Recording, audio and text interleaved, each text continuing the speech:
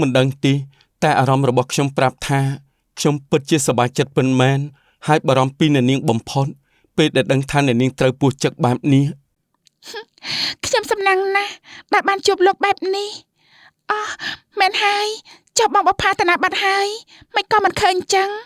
គាត់នៅសម្រាប់នៅទីនោះប្រហែលជាអស់កម្លាំងខ្លាំងហើយមើលទៅទើបបានជាគាត់លក់ស្រួលបែបនេះចាមែនហើយយ៉ាងម៉េចហើយចៅដឹងខ្លួនហើយទេបាទនាងដឹងខ្លួនហើយយាយយាយគឺជាយាយរបស់ខ្ញុំហើយគាត់ក៏ពូកែណាស់ដែរខាងបន្សាពឹសពោះលោកយាយខ្ញុំអរគុណលោកយាយហើយដែលបានជួយខ្ញុំបែបនេះមិនអីទេចៅឲ្យយាយសុំមើលរបួសចៅបន្តិចមើលមកចារបួសដូចជារៀងធូរបន្តិចហើយសំណាងណាស់ដែលចៅដនបឺតពឹសចេញពីជើងរបស់ចៅបានមុនកុំអីទោះជាមានថ្នាំរបស់យាយក៏ពិបាកនឹងជួយដែរថាម៉េច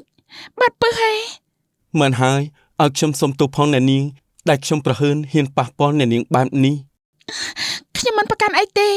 ខ្ញុំគ្រាន់តែភ្ញាក់ផ្អើលពេលដឹងថាលោកហ៊ានបន្ថយគ្រោះថ្នាក់ជួយដល់ខ្ញុំបែបនេះមិនសំខាន់ស្មើនឹងការជួយជីវិតរបស់អ្នកនាងឡើយព្រះនាងអូយព្រះនាងដឹងខ្លួនហើយមែនទេហើយព្រះនាងមាននៅឈឺទៀតដែរទេព្រះនាងចាខ្ញុំដឹងខ្លួនវិញហើយបងហើយកន្លែងពោះចឹកដូចជានៅរៀងឈឺតិចដែរណាបងយាយពេលណាទើបអ្នកនាងខ្ញុំបាត់ឈឺជើងនេះទៅយាយមិនអីទេតែ2-3ថ្ងៃនឹងវាលែងឈឺហើយតែដូចយាយប្រាប់អញ្ចឹងទោះជាវាបាត់ឈឺក៏ត្រូវតែបន្តព្យាបាលដែរបើឆាប់កន្លះខែតែបើយូរគឺ1ខែព្រោះបើមិនអញ្ចឹងទេនោះពឹសពោះវានឹងមិនចេញពីខ្លួនអស់ឡើយបងគិតធ្វើយ៉ាងម៉េចទៅពួកយើងមានពេលត្រឹមតែ1សប្តាហ៍ប៉ុណ្ណោះលោកយាយតើមានវិធីអីផ្សេងដែលអាចឲ្យឆាប់ជាងនេះបានទេព្រោះខ្ញុំមានពេលត្រឹមតែ1សប្តាហ៍ប៉ុណ្ណោះវិធីហ្នឹងគឺវាមានតែរៀងពិបាកបន្តិចហើយតើជាវិធីអ្វីទៅយាយគឺត្រូវតែបេះថ្នាំមួយយ៉ាងដែលនៅលើភ្នំថ្នាំនោះកម្រនឹងមានណាស់ភ្នំមួយអាចមានតែមួយដើមឬក៏ភ្នំខ្លះគ្មានទៀតផងបើសិនជាមានថ្នាំនោះរបួសរបស់ចៅត្រឹមតែមួយយប់នឹងឆាប់ជាសះស្បើយអស់ជាមិនខានពិតជាពិបាកពិតមែនលោកយាយខ្ញុំនឹងទៅរកថ្នាំនោះខ្ញុំនឹងទៅរកឲ្យឃើញយាយប្រាប់ពីភិនភាគថ្នាំនោះមកខ្ញុំមកមិនបានទេបើលោកទៅដូចជាបន្ថយពេកហើយភ្នំមួយមិនមែនតូចឡើយបើទៅប៉ះចំភ្នំដែលគ្មានថ្នាំនោះលោកច្បាស់ជាហត់អត់ប្រយោជន៍ហើយតែសង្ឃឹមតិចប្រសើរជាងគ្មានសង្ឃឹមដែរបើចៅតាំងចិត្តបែបនេះទៅហើយយាយនឹងប្រាប់ពីរូបរាងថ្នាំនោះទៅចៅណែកុំភ្លេចឲ្យសោះណាពេលរកឃើញថ្នាំនោះហើយចៅត្រូវធ្វើដំណើរត្រឡប់មកផ្ទះវិញឲ្យលឿនបំផុតព្រោះបើធ្វើឲ្យថ្នាំនោះស្រពោនវានឹងគ្មានប្រសិទ្ធភាពឡើយបានលោកយាយច័ន្ទក៏បានប្រាប់ពីភិនភាគថ្នាំនោះទៅដល់នាយដនគ្រាន់តែស្ដាប់ហើយមិនបងអង្គយូរឡើយក៏រត់រះមនីចេញទៅភ្លាមនាយដនមិនហ៊ានឈប់សម្រាកឡើយព្រោះមានពេលមិនយូរទេក្នុងការស្វែងរកថ្នាំប្រភេទនេះនាយដនខំដើររកទាំងយប់ទាំងថ្ងៃពេលហត់ក៏សុកចិត្តសម្រាកមួយភ្លែតក៏ងើបបន្តដំណើរទៅមុខទៀតរហូតបានទៅដល់កន្លែងមួយដែលមានទឹកជ្រោះនៅកណ្ដាលភ្នំលោកយាយបានប្រាប់ថាថ្នាំនោះមានដុះតែនៅក្បែរទឹកជ្រោះប៉ុណ្ណោះផ្កាមានពណ៌លឿងស្លឹកមានបន្លាដើមប៉ុនមេដៃតើវានៅកន្លែងណាទៅណោះទោះជាហត់នឿយយ៉ាងណាក៏ដោយខ្ញុំសន្យាថានឹងរកថ្នាំនោះទៅព្យាបាលអ្នកនាងឲ្យបានលឿនបំផុតកំពុងតែអង្គុយស្រាប់តែនាយដនបានក្រឡេកភ្នែកឃើញមានរុក្ខជាតិមួយដែលដុះបង្អួតរាងយ៉ាងសង្ហាតែឯងនិងគ្មានរុក្ខជាតិណាដូចរុក្ខជាតិមួយនេះឡើយនាយដនច្បាស់ក្នុងចិត្តណាស់ថារុក្ខជាតិនោះគឺពិតជាថ្នាំដែលលោកយាយបានប្រាប់ច្បាស់ជារុក្ខជាតិមួយនេះហើយទីបំផុតខ្ញុំអាចរកឃើញថ្នាំនេះហើយមិនបងអង្គនាយដនក៏ប្រញាប់ទៅដកថ្នាំនោះដាក់ក្នុងថង់យាមរួចដើរសំដៅទៅកាន់ផ្ទះវិញយ៉ាងប្រញាប់ព្រោះខ្លាចថ្នាំនោះស្រពោនលែងមានប្រសិទ្ធភាពហើយមិនដឹងថានាយដនអាចរកឃើញថ្នាំនោះឬអត់ទេ ចិត្តដល់ថ្ងៃកំណត់ដែលព្រះអង្គត្រឡប់ទៅរាជវាំងវិញហើយព្រះនាងកុំនិយាយលឺពេកបងប្រយ័ត្នលោកយាយលឺរឿងរកថ្នាំបានឬមិនបានគឺតាមនេះទៅចុះបើរកមិនបានទេអ្នកនាងនឹងខ្ញុំច្បាស់ជាមានទោសមិនខានឡើយខ្ញុំជឿជាក់លើបងដនគាត់ច្បាស់ជាអាចធ្វើបានកំពុងតែបារម្ភស្រាប់តែភ្លាមនោះនាយដនក៏បានមកដល់ល្មមខ្ញុំមកវិញហើយឃើញទេខ្ញុំថាហើយគេប្រកាសជាអាចធ្វើបានអូយអ្នកនាងពួកយើងមានសង្ឃឹមហើយចាអ្នកនាងពេលនេះថ្នាំខ្ញុំរកបានហើយអ្នកនាងច្បាស់ជាអាចត្រឡប់ទៅវិញទាន់ពេលមិនខាន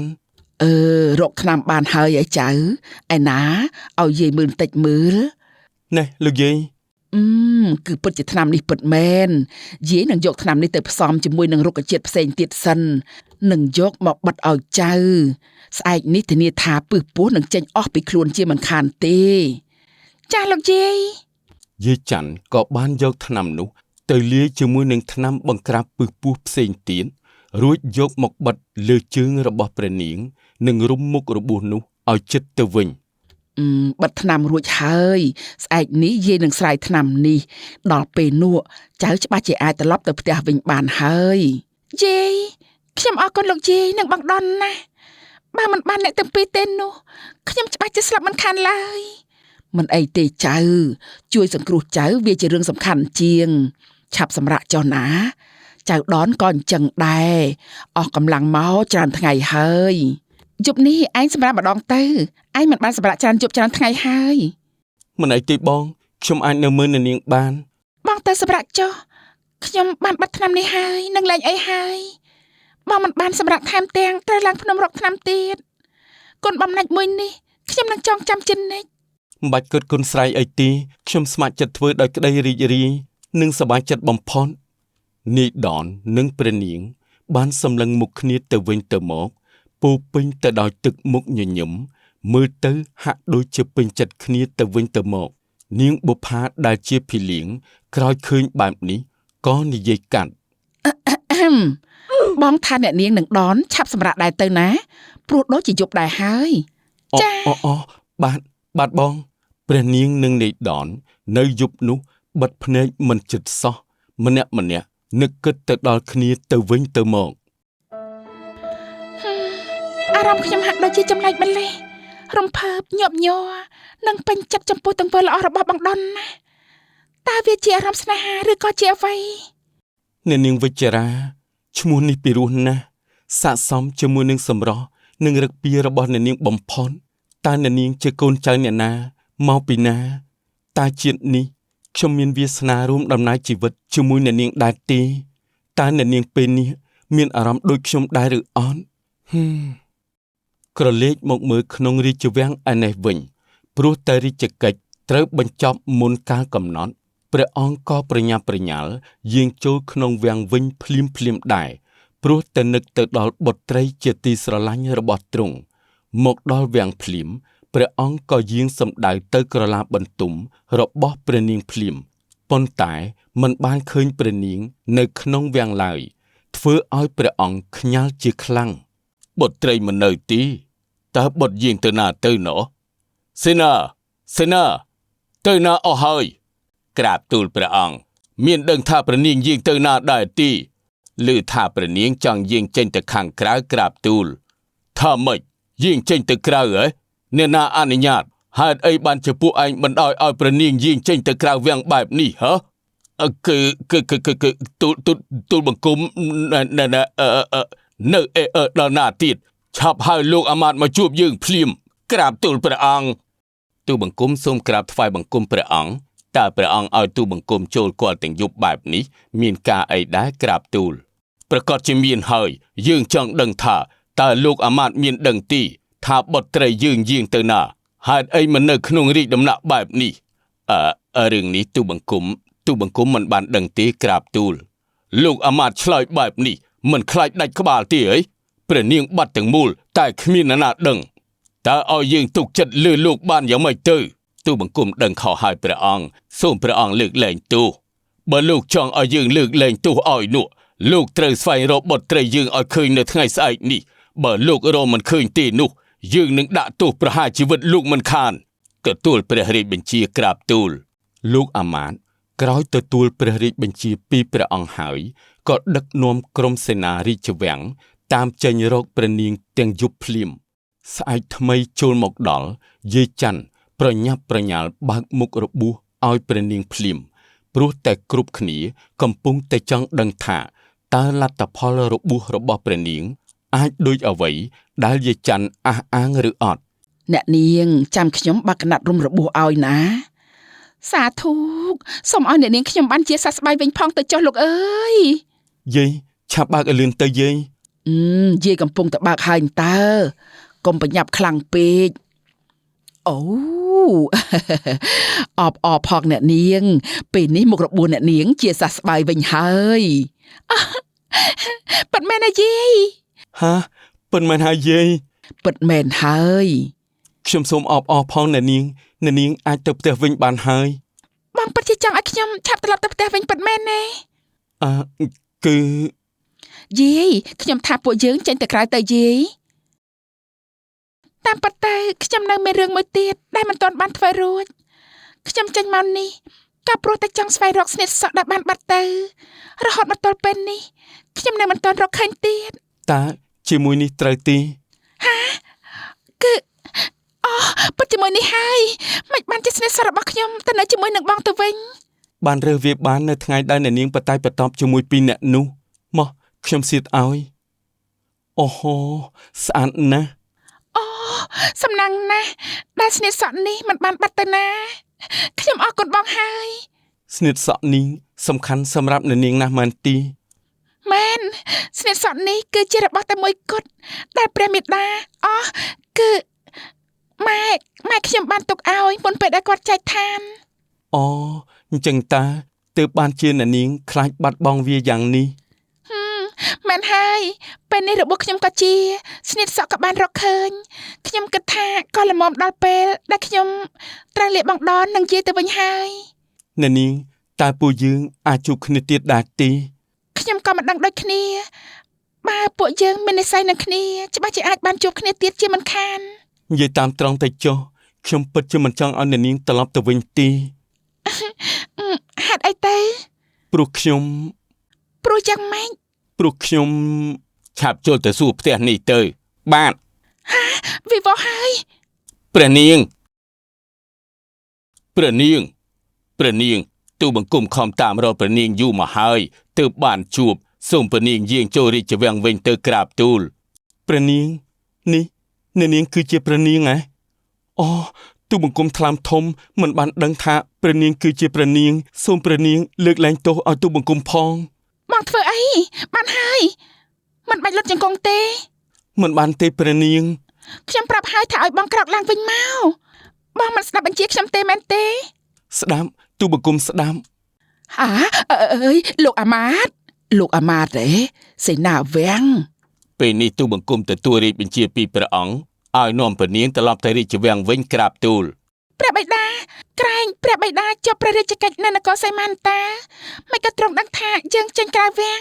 ក្រាបទូលព្រះនាងព្រោះតែរាជកិច្ចត្រូវបញ្ចប់មុនកាលកំណត់ទើបព្រះអង្គយាងចូលវាំងមុនបែបនេះក្រាបទូលអូយព្រះនាងវិវោហើយបើយើងមិនទៅទេមានមនុស្សច្រើនណាស់ដែលនឹងត្រូវរងទុក្ខព្រោះតែយើងបានយើងនឹងទៅតែយើងសំពេលមកផ្លែតសិនបងដនតាមពិតទៅខ្ញុំដឹងថាបងមានអារម្មណ៍បែបណាចំពោះខ្ញុំហើយខ្ញុំក៏មានអារម្មណ៍បែបនោះចំពោះបងដូចគ្នាតែពេលនេះខ្ញុំត្រូវទៅសិនហើយ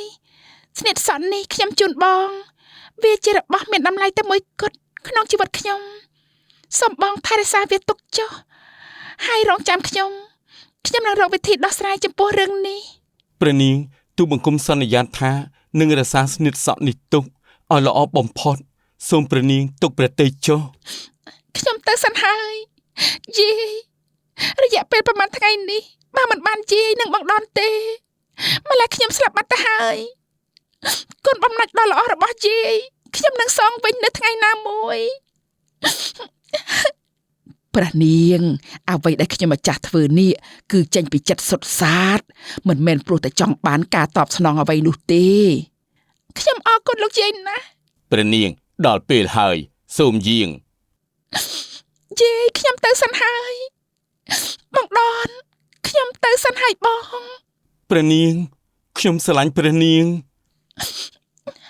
ខ្ញុំដឹងហើយខ្ញុំក៏ដូចគ្នាខ្ញុំទៅសិនហើយ ព្រះនាងភីលៀងអាម៉ាតរួមទាំងសេនានាំគ្នាចាកចេញពីលំនៅឋានរបស់យាយច័ន្ទនិងនាយដនចំណែកឯព្រះនាងក្រោយពេលទៅដល់ព្រះរាជវាំងវិញក៏ប្រញាប់ប្រញាល់ចូលគាល់ព្រះអង្គភ្លាម បុត្រសូមក្រាបថ្វាយបង្គំព្រះបិតា បុត្រវិជ្ជរាបុត្រមានដឹងទេថាបុត្រកំពុងតែធ្វើអី ព្រះបិតាបុត្រដឹងខុសហើយបុត្រសូមព្រះរាជទានទោសផងទៅចុះព្រះបិតា វិជ្ជរាបុត្រីបិតាបុត្រមានដឹងទេបិតាបារម្ភពីបុត្រីខ្លាំងយ៉ាងណាបិតាគ្រាន់តែចប់រាជកិច្ចភ្លាមក៏ប្រញាប់មករកបុត្រភ្លាមតែបុត្របែរជាលួចចេញទៅក្រៅរាជវាំងមិនស្ដាប់តាមព្រះរាជបញ្ជារបស់បិតាបុត្រដឹងថាបិតាបារម្ភពីបុត្រខ្លាំងប៉ុណ្ណាទេ បុត្រដឹងព្រះពរតែពេលបុត្រចេញទៅក្រៅមានរឿងកាត់ឡើងទើបមិនអាចត្រឡប់មកវិញទាន់ពេលព្រះពរម្ចាស់ ថាម៉េចមានរឿងហ៎តើបុត្រមានរឿងអីទៅហើយតើអ្នកណាធ្វើបាបបុត្រនិយាយមកចុះបិតានឹងកាត់ក្បាលវាភ្លាម មិនមែនទេព្រះបិតាគឺបុត្រត្រូវពោះចឹកព្រះពរ ថាម៉េចត្រូវពោះចឹកហ៎ហើយចុះពេលនេះបុត្រយ៉ាងម៉េចហើយបិតានឹងឲ្យរាជពេទ្យមកពិនិត្យឲ្យបុត្រភ្លាម មិនបាច់ទេព្រះបិតាពេលនេះបុត្របានជាវិញហើយ ជាវិញបានយ៉ាងម៉េចទៅបុត្រ គឺពេលដែលបុត្រត្រូវពោះចឹកបានអ្នកភូមិគាត់ជួយព្យាបាលឲ្យបើសិនជាមិនបានពួកគាត់ទេម្ល៉េះពេលនេះប្រហែលជាបុត្រមិនអាចឈរនៅត្រង់នេះបានទេព្រះបិតា តើពិតជាមានអ្នកពូកែព្យាបាលពិតមែនហើយបុត្រ ព្រះពរព្រះបិតាពិតជាមានពួកគាត់ជាមនុស្សល្អណាស់ចៅប្រុសគាត់ជួយបិទពឹសចេញពីរាងកាយបុត្រនិងជួយទៅស្វែងរកថ្នាំកម្រពីភ្នំចំណែកលោកយាយជួយព្យាបាលបុត្រតតែជាបុត្រពិតជាចម្ពាក់គុណពួកគាត់ណាស់ព្រះបិតា ឈប់សិនបុត្រមុននេះបុត្រប្រាប់បិតាថាចៅប្រុសគាត់ជាអ្នកជួយបឺតពឹសឲ្យបុត្រគេជាប្រុសមិននឹងអាចប៉ះពាល់រាងកាយបុត្រីបិតាបានទៅ នេះជាវិធីសង្គ្រោះបឋមព្រះបិតាបើមិនប្រញាប់បិទពឹសចេញទេពឹសពោះនោះច្បាស់ជាជ្រាបចូលពេញរាងកាយដល់ពេលនោះទោះជាថ្នាំបកាស័ក្តិសិទ្ធិយ៉ាងណាក៏មិនអាចជួយបានដែរព្រះពរម្ចាស់ បានពេលនេះបិតានឹងឲ្យសេនានាំយាយចៅទាំងពីរចូលវាំងបិតាមានរឿងចង់និយាយជាមួយនឹងពួកគេ បិតាតែបិតាក៏ធ្វើបាបពួកគាត់អីណាព្រះបិតាពួកគាត់គឺជាអ្នកមានគុណរបស់បុត្រ ជាអ្នកមានគុណវាជារឿងផ្សេងតែបំពេញមកលើរាងកាយបុត្រគឺជារឿងផ្សេងណាបុត្រមិនអាចយកមកស៊ីសងគ្នាបានទេ វិវោហើយព្រះបិតាចង់ធ្វើយ៉ាងម៉េចអញ្ចេះ ទូបង្គំសូមក្រាបថ្វាយបង្គំព្រះអង្គនិងព្រះនាង និងព្រះនាង ល្អហើយយើងបានឮបុត្រយើងប្រាប់ថាអ្នកទាំងពីរគឺជាអ្នកជួយបុត្រីយើងឲ្យរួចផុតពីចង្គមមច្ចរាជពិតមែនទេក្រាបទូលព្រះអង្គឃើញស្លាប់គឺត្រូវតែជួយបាននេះហើយក្រាបទូលយើងពិតជាសពតិនឹងទង្វើនេះណាស់យើងនឹងប្រទានមាសប្រាក់កែវកងឲ្យដល់អ្នកទាំងពីរ ព្រះពរព្រះអង្គខ្ញុំម្ចាស់ជួយនេះមិនមែនចង់បានមាសប្រាក់អីទេព្រះពរខ្ញុំម្ចាស់គឺជួយចេញពីចិត្តតែប៉ុណ្ណោះព្រះពរ យើងប្រទានហើយចង់ប្រកែកមែនទេ អូយខ្ញុំម្ចាស់មិនហ៊ានទេព្រះពរ ល្អចប់រឿងមួយចូលដល់រឿងមួយទៀតគុណគឺគុណតែទោសគឺទោសអ្នកកំឡោះឯងដឹងទេថាឯងបានធ្វើកំហុសអី